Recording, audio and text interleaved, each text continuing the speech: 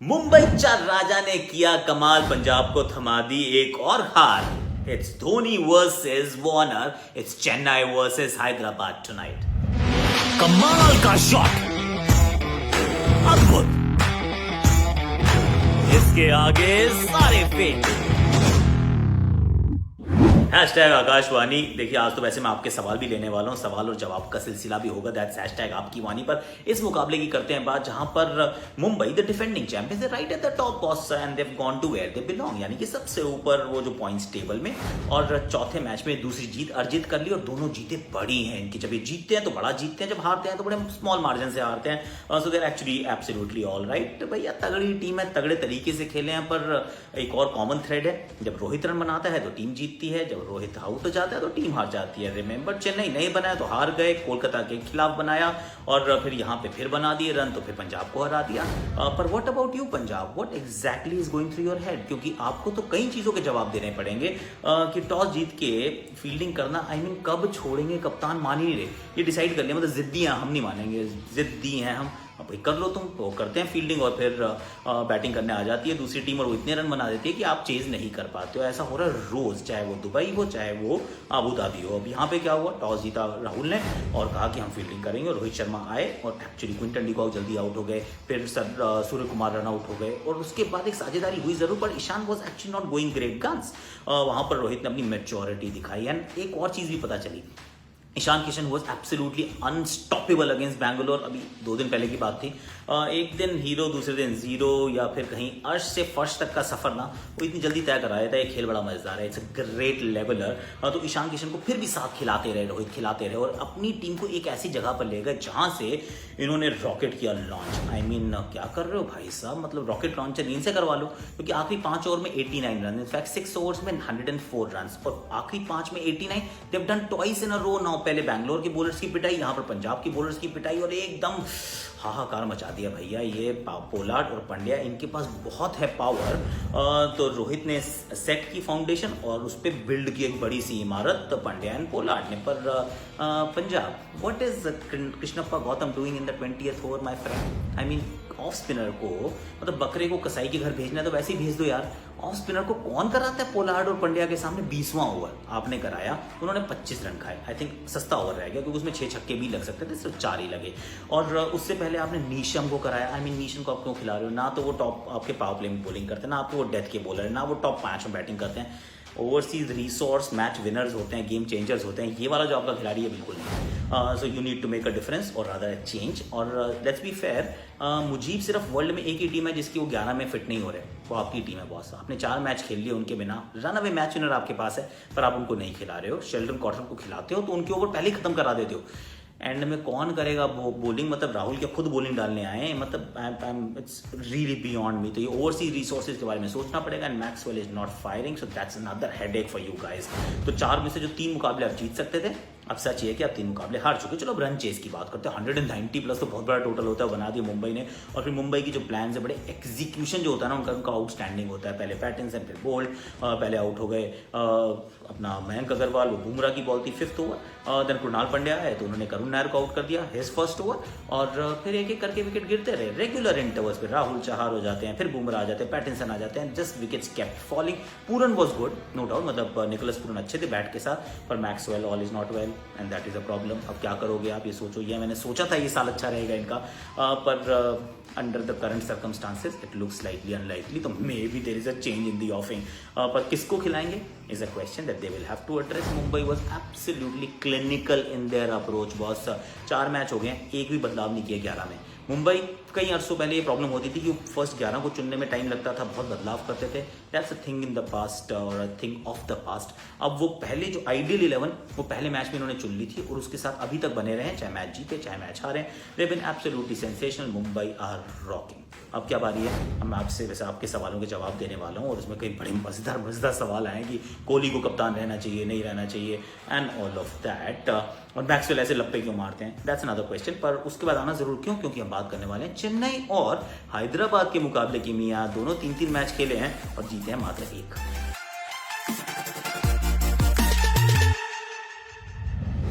Hashtag आपकी वाणी, यानी कि आपके सवाल मेरे जवाबों का आ गया है समय। तो फिर सबसे पहले ज्ञानेश्वर पांडे जी, गुड मॉर्निंग आकाश सर। Good morning. आप बताइए कि बैटिंग के दौरान मैक्सवेल के उतावलेपन का क्या रीज़न है? ऐसा उनको देख के लगता है कि उनको अपने शॉट्स पे, अपनी पावर पे विश्वास नहीं है, वो सिर्फ जाके अंधाधुंध मारने की कोशिश करते हैं। देखिए, अब इसके दो तरीके हैं, दो पहलू हैं। कई बार आप इसलिए मारते हैं क्योंकि आप में कुछ ज़्यादा विश्वास होता है, कई बार आप इसलिए मारते हैं क्योंकि आप में अपनी वो जो कहते हैं काबिलियत पे कम विश्वास होता है। मुझे लगता है मैक्सवेल जिस तरह की फॉर्म से यहाँ पर आए हैं और जिस तरह का उनका प्रदर्शन अमूमन T20 में रहता है, थोड़ा सा हिट एंड मिस जरूर है, लेकिन ऐसा मैं बिल्कुल नहीं कहूँगा कि उनको अपनी काबिलियत में विश्वास नहीं है। मुझे लगता है कि कुछ ज़्यादा विश्वास है, वो ओवर कॉन्फिडेंस है कि पहली बॉल से मैं मारूंगा और छक्के लगेंगे, और उस वजह से आउट हो जाते हैं। पर मैं आपके वो दिल के ना दर्द को समझ सकता हूँ। अगर आप पंजाब के फैन है, मैक्सवेल के फैन है, तो आप चाहते हैं कि this wonder from down under थोड़े रन बनाए, चाहिए उनको।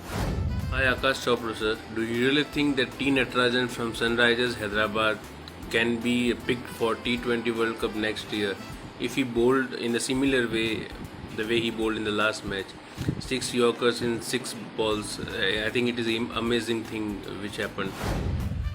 अनीश जी, देखिए, हम सब वो लेफ्ट आर्म फास्ट बॉलर को ढूंढते रहते हैं कि कहीं से कोई वसीम अकरम जैसा मिल जाए, कोई जहीर खान, कोई आशीष नेहरा, कोई RP सिंह मिल तो जाए, कोई इरफान पठान जैसा। पर एक मैच टी नटराजन को मेरे दिल के बहुत अजीज है, मुझे बहुत पसंद है। इनफैक्ट इनकी हमने एक बहुत प्यारी सी वो हिट स्टोरी में स्टोरी भी की थी।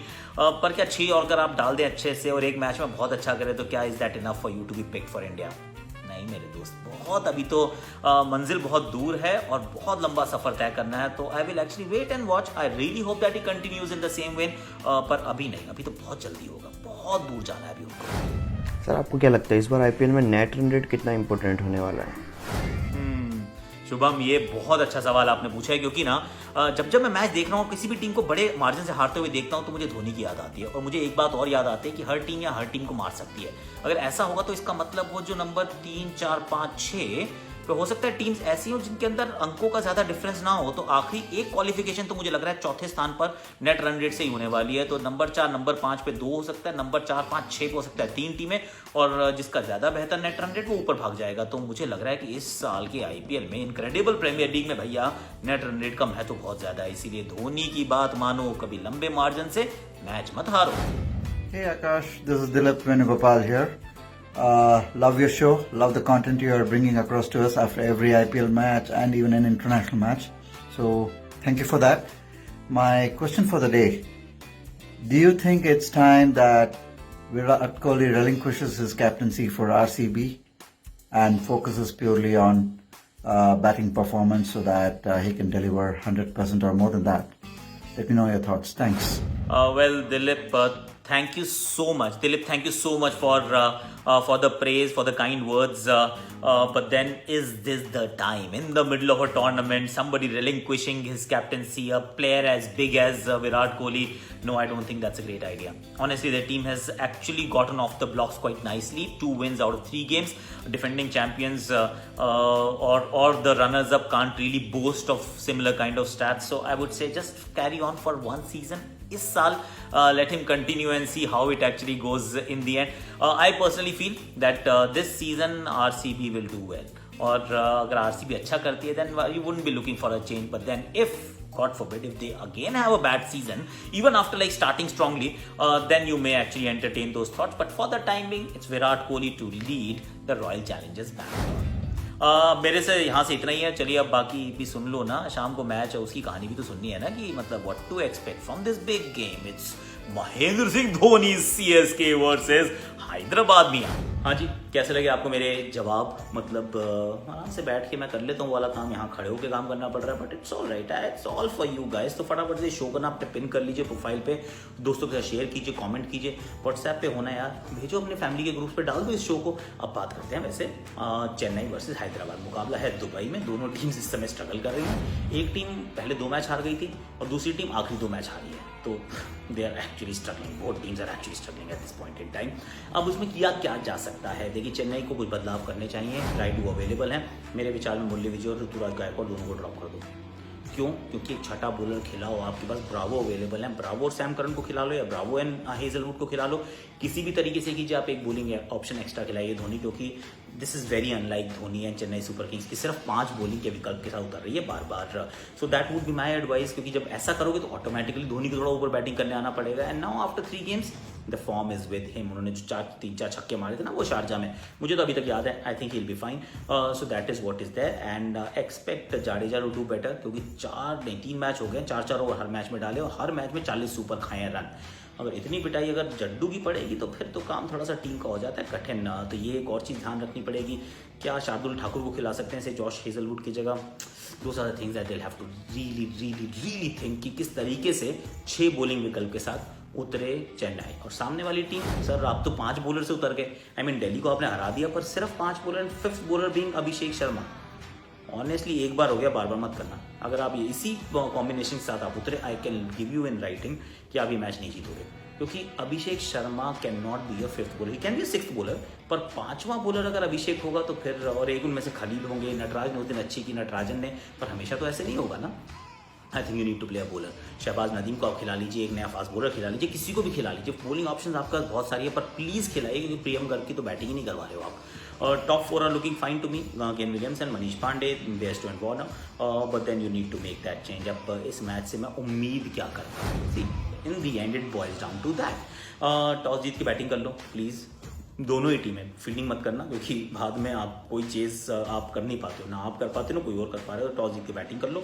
दुबई की पिच हो चुकी है बहुत सपाट, तो पहले बैटिंग करते हुए 170-80 बना दो, मैच आपका है। अगर 175 भी बने तो भी मैच आपका हो सकता है, provided you playing as many 6 bowlers. अगर आप 5 बॉलर से उतरे तो फिर वैसे ही मतलब फिर आपको 200 बनाने पड़ेंगे, क्योंकि 200 से कम हुए तो फिर आपके 5 बॉलर जो हैं they won't be able to defend. I am going with Chennai to bounce back. So Chennai 4 matches 2 wins is what I am thinking, जैसे मुंबई के साथ हुआ, डिफेंडिंग चैंपियंस। अब रनर्स अप भी हो सकता है, कल शाम के बाद ऐसा ही हो। गांधी जयंती है भैया, देखिए उम्मीद यही है कि इस पे शाम को हम सेलिब्रेट करते हुए नजर आएंगे। बट हैदराबाद का क्या, हैदराबाद कैन बाउंस बैक अगर इनके 4 मेन प्लेयर्स हैं इनके अंदर, Warner, Bairstow, Kane Williamson, Rashid Khan.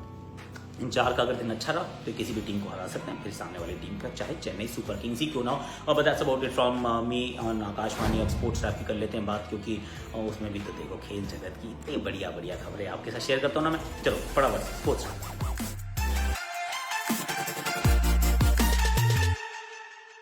UEFA Champions League का ग्रुप स्टेज का ड्रॉ हुआ कल रात जिनीवा में। इस ड्रॉ का सबसे एक्साइटिंग रिजल्ट था ग्रुप जी में, जिसमें फैंस को कई सालों के बाद देखने मिलेगा मेसी वर्सेस रोनाल्डो का बैटल।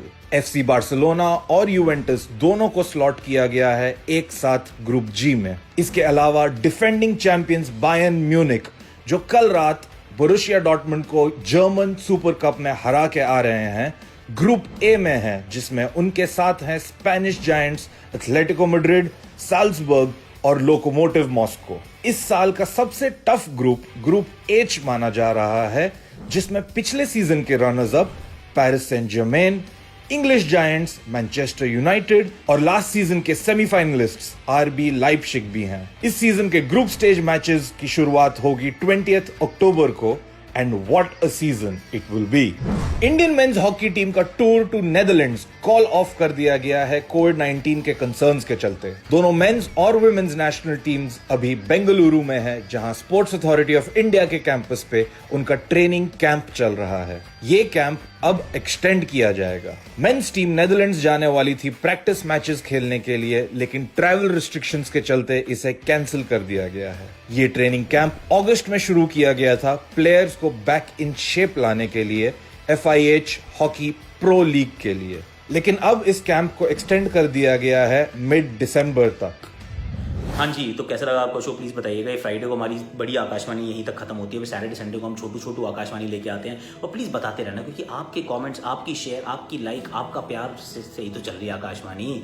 तो हम तो छोटे से थे, इतने बड़े हो गए, अब बड़े हो गए तो आपके प्यार से बड़े हुए हैं। तो this is for you, by you and everything you. तो चलिए अभी जाता हूँ मैं, जाते जाते आपके शॉर्ट्स मेरी Akashvani. Take care, bye bye. Light भी खुद ही बंद करनी पड़ती, कर दो, चलो बाय।